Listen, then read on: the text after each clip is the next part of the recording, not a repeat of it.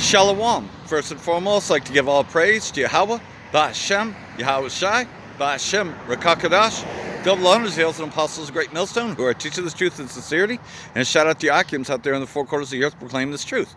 Braka the Yahweh, Braka the Yahweh Shai, Ba'Shem, Rakakadash, Brakatum. So out here another week prophesying the downfall of Babylon the Great. As you know, it just celebrated its so-called 250th year, right? And yet, so symbolic that we could see it for what it is, it plunging, the man plunging, carrying the Yankee swastika, the American flag, and yet being plunged down into the ground. Gravity letting go, and he plunged right into the bleachers. It's showing you the symbolic of what the scriptures tell us, that after a time, that after this gospel is preached in the four corners of the earth, then another angel would sound, and, we saw for what it was. And this is just very symbolic of what the scriptures are telling us. So we're going to see the downfall of this kingdom very shortly. As you already know, though, that there's been historic, leverage. Unlike Iraq and the other places that it invaded and overthrew, Iran had leverage this time, which is the Strait of Hormuz, which controls the world's oil supply. Even Russia's being affected by it because Ukraine is destroying all of Russia's oil facilities. So, of course, it plunged the whole system into darkness pretty much. Once the fossil fuels run out, there is no petrodollar, so that kills the US dollar anyways. It kills the economy, so it's broken economically. And the economic collapse is what leads to the mandatory chipping, getting everybody onto this system of universal basic income. Because if you notice, though, that the dollar has no value whatsoever. People working 2 or 3 jobs, and yet still, a carton of eggs, in a lot of states are about $16 for a dozen eggs, And what was it that Trump said the first time that he came in? Upon the first few weeks, he said, shut the fuck up about the eggs. I don't give a goddamn about the eggs, man. Shut the hell up. What do you expect me to do about it, right? And he's tanked the economy since then, because what has he done? He's raised tariffs on everything else. And none of these countries even want to fucking deal with him. The main reason why, he, Europe and all those other places, right? The allies of them didn't even help him in this war is because they can't stand him. They can't stand him running his mouth at them. So, like everything else, so America is no longer that leading country.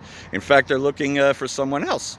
And yet, Russian oil seems to be the one that was prevailing, which is why Ukraine went after the Russian oil, right? Because, unlike the U.S. that totally relied upon that strait, well, Iran had the leverage this time, And that was all done with a purpose, by the way, to bring in a new global economy, right? You have to get rid of the old world order to bring in a new world order.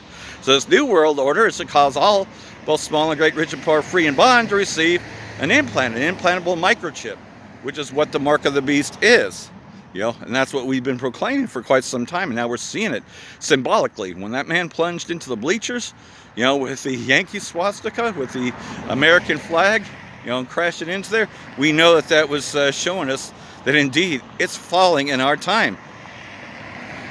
Revelation chapter 14, verse 6.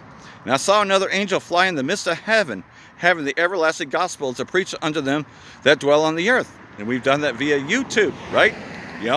Because like everything else, though, we've had guidance and we've been able to get everything out. That's how I came across this truth, was via YouTube, via the World Wide Web.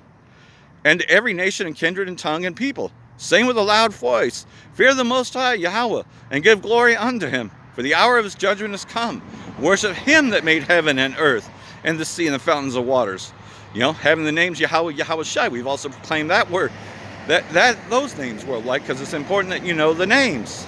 Unlike others that tell you it doesn't matter what the fucking name is. It does matter what his name is, right? But, Bishop Nathaniel and others, tell you that it's okay to call him by other names, right? Yeah, total disrespect. But guess what, though? They're being found out, because they keep on changing the doctrine about what the MOTB is, the mark of the beast. And there followed another angel saying, Babylon has fallen, and we've seen that. We've seen that man plunge to the very ground of the bleachers. So we know that this is symbolic of what's happening. And we see that, the Strait of Hormuz choke point is causing it to fall, right? It was already failing before, right? Because of all of Trump's policies. But everybody's seeing that America is falling right along with Donald Trump. That great city, because she made all the nations drink of the wine of the wrath of her fornication. Pretty much though, all those that were pretty much, forced into the U.S. petrodollar system as well. And the third angel followed them, saying with a loud voice, if any man worship the beast and his image and receive his mark in his forehead or in his hand, that is the implantable microchip, which is coming, via this crash, So like everything else though, well, what they're not telling you, but we've been telling you time and time again that the oil's about to run out. That there's going to be shortages worldwide because, again, Russia is also feeling it as well because Ukraine's destroying all of its oil facilities, right? There's massive war going on between Ukraine and Russia over the past week, And like everything else, though, Iran, well, they're in a state of mourning, right? Because they're mourning their leader, Ayatollah Khamenei. And like everything else, though, upon that mourning, what do they call it for? Well, they want revenge, And it strengthened them, But Scott Ritter gets into this a little bit, and it's very interesting what he said this week, that again, we will strangle you, and because he was talking to Professor Mahandi, and he's been pretty right about a lot of things, that pretty much though that America's going to get a punch in its face unlike any other time, that they're going to get a huge nosebleed, and that is economically, right? Because, without traffic going through the strait, and it hasn't been, even though they're telling you that everything's fine, that everything's going to straighten out in a couple of months. No, it ain't, And like everything else, though, they know about the surprise attack and that they plan to send 60,000 troops in by the end of this year, and yet the selective service is automatically enacted by the time they plan to do this, right? So there'll be even more. But those people ain't never coming back. But nonetheless, though, Scott Ritter was talking about this week. The next question is about the Strait of Hormuz. It is one of the most important phenomenon in this war, and the blockade Iran put on the Strait of Hormuz and the blockade the U.S. military put on return. And do you think the U.S. military is capable of opening the strait? And what do you think is the future of governance over the Strait of Hormuz? Well, again, this ties into what Professor Marandi and I were discussing Professor earlier. Marandi.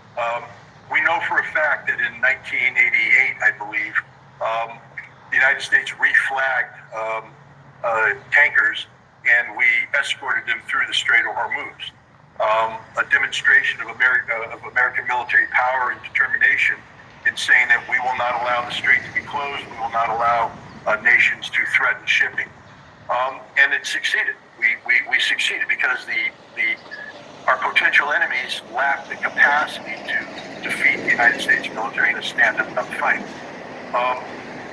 Spot is your modern solution to Slovakia, goddamn commercial. But nonetheless, I'll get past that. Then we had the Gulf War, where once again the American military flowed through into the Persian Gulf. There were mines, but we overcame the mines, and we got this confidence that no matter what, the United States would always be able to project power into the Strait of Hormuz, through the Strait of Hormuz. Yes, it's overconfidence. And so we just made assumptions that this would be done. The Fifth Fleet was installed in Bahrain and given the mission of keeping the Strait of Hormuz open. And they simply did what we used to do, but with less. Because you see, we got weaker and weaker and weaker. So instead of having large flotillas go through, we put some minesweepers through. We put a destroyer through.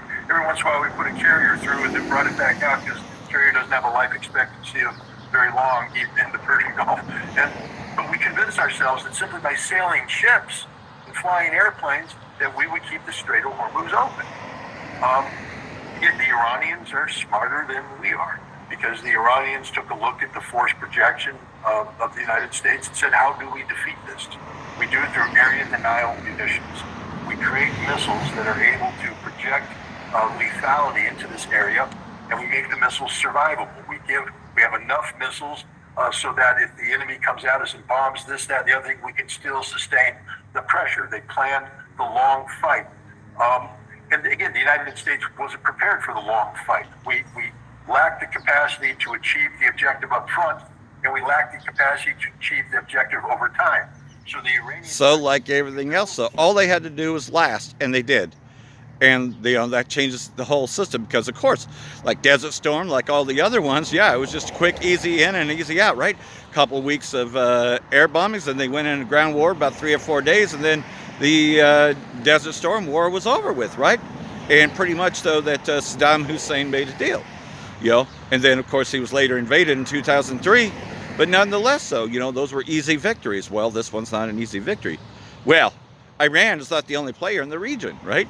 And that the Israeli state has been threatening other countries, right? And has been invading southern Syria, going near Damascus governorate, and also going after Beirut, going after Hezbollah, just been bombing the shit out of Gaza, which is what started the whole war to begin with, and then the Syrian government finally collapsed after years of sending armed terrorists and eventually getting what they wanted, Al-Qaeda running Syria. Or ISIS, or whatever names you want to call them, that they're all terrorists running Syria, right? And that part of their plan was to carve up Syria. Well, they don't need to now. They're just going to mold it right back into ISIS, all into one thing. They're just not going to call it ISIS anymore. They're going to call it the Syrian government, because that's a transitional government who never says anything about the Israelis taking more territory, right? Who has no objections to them expanding beyond the Golan Heights, or even raising its influence in the southern governorate, right? Because that's the deal. That's the deal if they would arm them, right? And hey, al-Jilani, al-Shara, definitely has a deal there. But like everything else, though, Turkey also has its influence, and they've been threatened by the Israeli state, right? You have both Bennett and King Bibi saying that Turkey is next after they're done with Iran. So this war is a far more greater regional war, which everybody knows that if Iran was to fall, that the rest would fall, because look at how many countries has been taken over by the U.S. and the Israeli state, right? But they were not going to allow Iran to fall, And so, like everything else, though, the U.S. had to regather, and is still trying to replenish everything. They're using 3D printing now to fix all the damage to the aircraft, and using 3D printing to restockpile.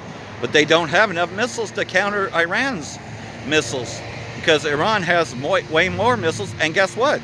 They've also had more time to even get more control over the strait, because the whole thing's about opening up the strait, which was already open before they started the war. Strategically, Iran has already won the war. And the memorandum of understanding is pretty much putting an end to the war, which we know that they're not going to do it. We know that that's going to be broken. It's been broken.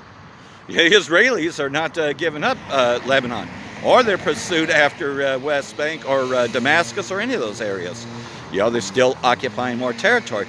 And they said they ain't even done with Iran yet, and that if the U.S. doesn't drop the bombs, we will. Even threatening nuclear escalation, the Samson option. There's been a lot of talk about this. So, we know that the Third World War is inevitable, but we also know that this is the collapse of the system, all at the same time. And yet, we're seeing that Babylon the Great, its stranglehold over the world, they don't have a stranglehold anymore. Iran does. Iran has a stranglehold over the whole world, see? They're the ones that could say, oh, well, we're going to put sanctions on you. We're going to charge you a toll to go through the strait, right? And it's pissing them off, man, because the only one that threatens sanctions and threatens everybody has been this threat, this chokehold on the whole world, has been the U.S. But they got new competition, right? The Strait of Hormuz being the choke point. So Babylon the Great has fallen, and they are much more fearful of retaliation, because everybody's seen what those Iran retaliatory strikes were like, right? In no time at all, they were able to take out all their enemies at once, and pretty much, though, they say, oh, we did this, we bombed the bridge, we bombed the school, and it was fun. And guess what? Iran also took out all the bases in Bahrain, Kuwait, hit all of them precise retaliatory strikes. And they said that wasn't even the best of their missiles. In no time at all, the U.S. was losing right and left. They even tried to claim a pilot rescue mission when they tried to go into Iran to send in troops to try to so-called grab the chemicals, right? To try to go and get the enriched uranium, which had failed. It was an embarrassment, so they blew up their C-130s, because it was such an embarrassment to them. But they're still, these Israelis, the least of the flock, still telling Trump that he needs to go in and he needs to finish Iran. And he's saying, no, man, we need more time to regroup. It's too hot out there to even try to accomplish this mission. So that's pushing everything towards the end of this year, by the time that everything else is set in place. which is the automatic selective service. You see, a lot of people are already being drafted over there, you know, and the draft is just going to intensify, you see, because they're going to keep on losing men in this failed invasion. And not to mention, Russia is also going to become more involved. They're already talking about restructuring their bases in Syria and having a stronger relations with Turkey and all them areas. You know, because they know that the U.S., even the allies of the U.S., they know that the U.S. is just going to protect the Israeli state. They ain't going to do anything to protect them. And not to mention Saudi Arabia doesn't want to just deal only in the petrodollar. They want to deal with the BRICS nations as well. You know, so the U.S. is no longer that driving force, that economic force. So they're collapsed in every way possible. Its system has collapsed, you know. And one people shall stand up and fight against another with swords in their hands. That's what, you know, 2 Ezra chapter 15 is going into, right? You know, as well as Isaiah chapter 19. We're seeing it right before our eyes, you know, because civil unrest will unfold after all these things take place, you know. And, well, it's not going to be very good out here much longer, you know. For right now, you know, you can still get things, but that's starting to become more hard to do, right? Because the dollar is really worthless, right? Yeah, you know, people are making money, but it doesn't go very far now, does it? You know, the once of being able to, you know, have a little extra money to yourself, that's all gone. That's taken away. 2 Ezra chapter 15, verse 14, we love this line because this is what's happening as the system's collapsing, as Babylon the Great has fallen, right? Woe to the world and them that dwell therein. The only thing that's coming is war. The third world war, right? For the sword and the destruction draweth nigh, and one people shall stand up and fight against another with swords in their hands. You know, killing, you know, guns turned on each other. For there shall be sedition among men and invading one another, which shall not regard their kings nor princes, and the course of their actions shall stand in their power. You know, because like everything else, though, they're going to plunder each other, though. They're going to steal each other's resources. They're going to rob people, man. Man shall desire to go into a city and shall not be able, right? Because these cities are locked down, because there's too much civil unrest. Because of their pride, the cities shall be troubled, and houses shall be destroyed, and men shall be afraid. Hey, this place is a ticking time bomb, man. Anything can set it off. You know, so it doesn't take much of a false flag. Shit, you don't even really need a false flag. It's already a fallen economy. All you need to do is turn the intensity up. Yeah, wait till things start really running out of the stores. You know? Man shall have no pity upon his neighbor, but destroy their houses with a sword and spoil their goods because of lack of bread and for great tribulation. Yeah, they're used to having things. They're used to getting things, and the availability, well, it's just not there like it used to be, right?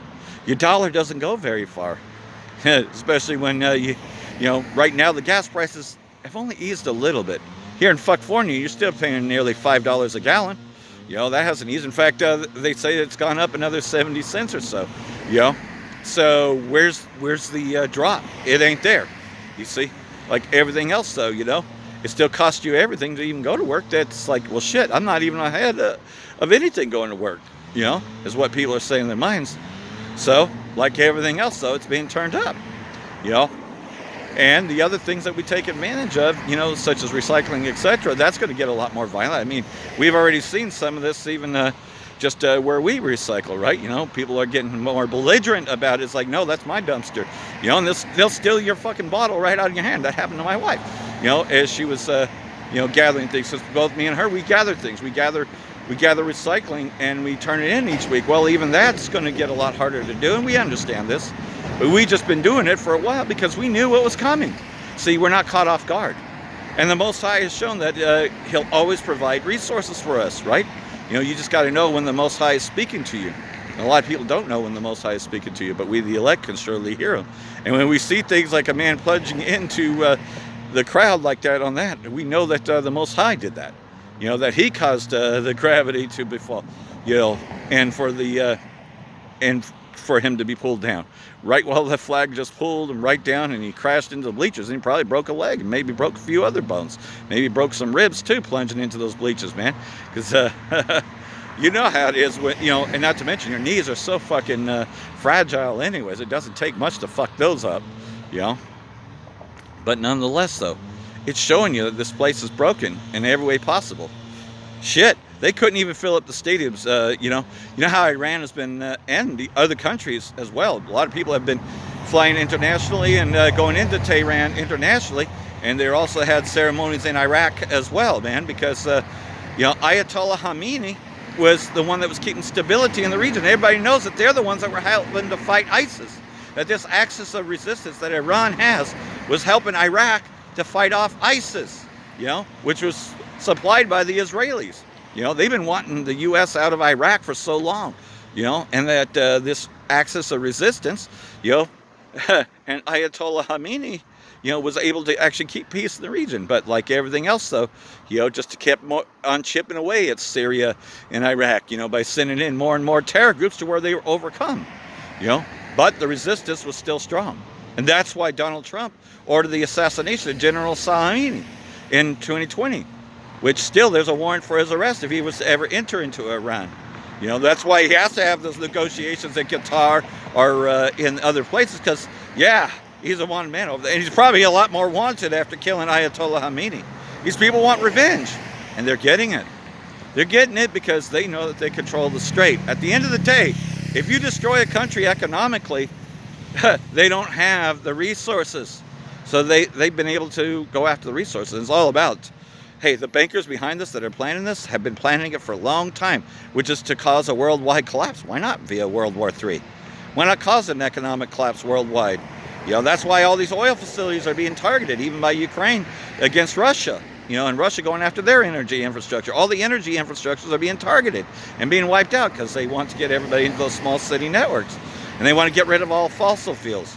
That's why you hear nothing more, the push for electric vehicles, especially during the Biden administration, because they want to get rid of all the fossil fuels. And this war is the perfect way to do it, right? Because even in World War II, they blew up a lot of fuel reserves, right? But nothing like what's going on now. The Third World War is coming quickly. It's right around the corner. So if any man worship the beast in his image and receive his mark in his forehead or in his hands, receive the implantable microchip, which is going to come out. They're going to eventually mandate that, And we know that, it only takes the crisis to keep going on until finally they are out and everybody's running to get their sources, and then government-run grocery stores, because they're going to control everything. They're going to shut it all down very soon. So, like everything else, though, we've been preparing. Is everybody else prepared? Or are they caught in the mirth? They're still thinking that everything's okay, that the gas prices are coming down, But a lot of people don't see it that way. And a lot of people were not showing up for the 4th of July celebrations, especially in D.C. No, those people were paid to make it look like there was a lot of people there, right? And they were trying to represent the Rough Riders, which was nothing but mostly KKK people, right? Running everything, because pretty much the whole MAGA is mostly the KKK that is behind these people that follow Trump, that worship him, So he wants to make America white again, But like everything else, so they're a smaller group. So they had to pay others, a bunch of money to make it look like it was a huge event. It wasn't. Trump couldn't get anybody to come because they're tired of his mouth. Just like his allies are tired of his mouth. They're tired of him. They're tired of listening to him. Since when has anything listening to America ever benefited them? America just steals from everyone. And they're tired of it. The nations are angry. And that's why they're going to all fire their missiles upon their place. Once Yahweh Shai give the order, because that's who's in control of everything. Those angels that are bound in the great river Euphrates, where this war is going to take place, are going to be loosed to kill a third part of man, which is the Third World War coming quickly, you see? And then the chariot coming forward to carry us home by way of that nuclear destruction. See, as those nuclear bombs are landing, man, we're going to be saved out of it, and everybody's going to behold us as the great earthquake happens. Roughly paraphrasing, but it's there in chapter 11. So let's just go ahead and end on that, Revelation chapter 11, because, we're in that time, because this time is moving quickly for the elect's sake, right? I shall speed things up for the elect's sake, right? His elect, his chosen, and we pray we're part of that, right? Because we don't know until we're at the very end, but Revelation chapter, let's see, is it chapter 10? Yep, chapter 10. Verse 11, right? Because we're dealing with the final stretch of Esau Edom and the time that we wake up as to who we are through Abba Gibbons on down, right? Prophet of Elijah, who came in the form of Abba Gibbons, right? You know, on down to Apostle Tahar, Great Millstone on down. Revelation chapter 11, verse 11, after 3 days and a half, which is a time period, and that time period ended around 1970, the spirit of life from Yahweh entered into them, and they stood upon their feet, and great fear fell upon them which saw them. And Apostle Gabar actually went into this once, and he said that he saw a limousine open their door, and it's like, well, how did you know those things? How could you know those things? We went through great lengths to hide these details. How do you know all that? You know, so these elites, you know, these Rothschild bankers, these Rockefellers, they see us. And this is about to happen, you know, via, you know, in the midst of World War III. And they heard a great voice from heaven saying, come up hither, you know. And that's going to be said in the Paleo-Hebrew. Come up hither. And they ascended up to heaven in a cloud, which is the great chariot. And their enemies beheld them, you know. So they're going to see that happen. In the same hour, there was a great earthquake, and that is by way of the missiles hitting this place, causing the whole ground to shake. And the 10th part of the city fell, and in the earthquake were slain of men 7,000. And the remnant were affrighted and gave glory to the power of heaven. So like everything else, so, you know, that is the remnant being the ones that were spared from this destruction that happened at the same time. The second woe has passed, and behold, the third world war cometh quickly. Or third woe, which means world war. You see, it breaks down the 3 world wars. It goes into the most details about World War III and World War I. You know, but we already know World War II was, because it's already happened. So, like everything else, though, World War III, we're already in the beginning stages of it, but the final hour, you know, when the missiles are flying, well, we know that that's not too far away. So if you take the MOTB, you take this implantable device, which they're going to usher that in very shortly, you know that you are guaranteed to have your place in the lake of fire, which is the second death, which is the nuclear destruction, when this place comes up in remembrance no more. So hopefully this is a bit edifying, and like everything else though, get this while you still can, because the famine of the word is going to happen, you know, and then all prophecy will come to pass. Bracha the Yahweh, Bracha the Yahweh Shai, Ba'ashem Rakakadash, Wa Abba Babal. Brakathum, Jehovah elect. Shalom.